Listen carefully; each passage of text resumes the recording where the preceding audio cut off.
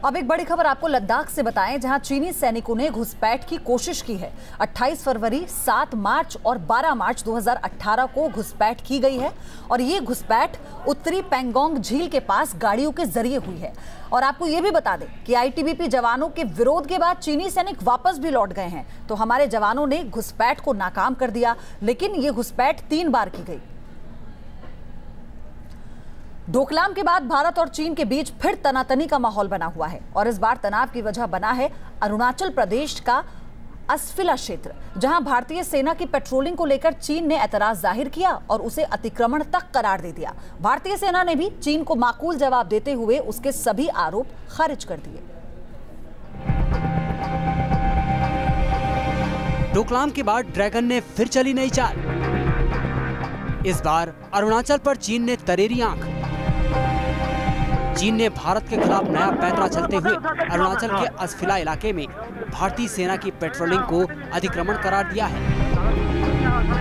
चीन का दावा है कि असफिला क्षेत्र उसका हिस्सा है, लिहाजा उस पर भारतीय सेना की पेट्रोलिंग ठीक नहीं।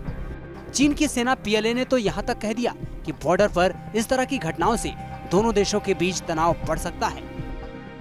सूत्रों के मुताबिक चीन ने इस मुद्दे को पिछले दिनों हुई बॉर्डर पर्सनल मीटिंग के दौरान उठाया, हालांकि इसे भारतीय सेना ने फौरन सिरे से खारिज कर दिया। जानकार मानते हैं कि ये चीन की अरुणाचल के इलाके में दखल देने और भारत को उलझाए रखने की रणनीति है। इसको मैं चाइना की जो साइकोलॉजिकल वॉर है उसके तहत की गई कार्रवाई देखता हूँ और मुझे लगता है कि इस तरह के मुद्दे आते रहे हैं पहले भी, और इस बार भी जो ये मुद्दा आया है उसका भी रिजोल्यूशन आपस में सहमति और बातचीत से होगा, लेकिन वो हमारा जो स्ट्रांग पोस्चर है वो लगातार मेंटेन रहना चाहिए। चीन का भारतीय सेना की पेट्रोलिंग का विरोध करना इसलिए भी हैरान करने वाला है क्योंकि उसकी सेना खुद इस इलाके में अक्सर घुसपैठ करती रहती है। अगर जो पेट्रोलिंग होती है तो कभी चीन के लोग अपना दावा दिखाने के लिए अंदर आ जाते हैं, जो demarcated line of actual control and tranquillity है। वैसे चीन की नापाक हरकतों का जवाब देने के लिए हिंदुस्तान तैयार है। आए दिन चीनी फौज भारत के इलाके में जिस तरह घुसपैठ कर रही है, उसे देखते हुए अब हिंदुस्तान की आर्मी भी रणनीति के साथ सरहद पर अपनी धमक बढ़ा रही है।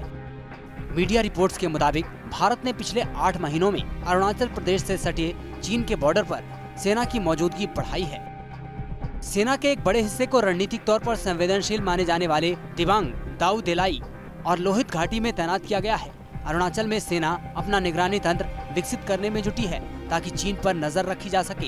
इलाके की टोह लेने के लिए यहाँ हेलीकॉप्टर भी भेजे जाते रहे हैं। सेना ने बॉर्डर पर निगरानी भी बढ़ाई है, जिससे चीन की हर गतिविधि को समय रहते भांप सके और एक्शन लेने में देरी न हो। पेट्रोलिंग ज्यादा हो रही है। डोकलाम में हमारी जो सेना है नजर देखी हुई है, अरुणाचल में भी और सिक्किम के बॉर्डर पे भी सब भारत की सेना ने बोला है हम ज़्यादा तैयार हैं। ज़्यादा तैयार मतलब पेट्रोलिंग ज़्यादा होगी, देखेंगे कि उनके लोग कभी ना अंदर आए। अरुणाचल से लगी चीनी सीमा तक भारतीय फौज की आसान आवाजाही के लिए नीति लिपुलेख, थांगला 1 और सांगचोकला को आपस में सड़क मार्ग से जोड़ने की योजना है, जिसे अगले 2 साल में पूरा करने का लक्ष्य रखा गया है। चीन लंबे अरसे से भारत से लगे करीब 4000 किलोमीटर लंबे बॉर्डर पर निर्माण कार्यों में जुटा है और जब भारत ने भी बॉर्डर पर अपनी धमक दिखानी शुरू की तो चीन कभी अतिक्रमण तो कभी दूसरी साजिश के जरिए भारत के खिलाफ आरोपों के जाल बुनने में लग गया। दिल्ली से दीपक रावत के साथ टीम न्यूज़ नेशन।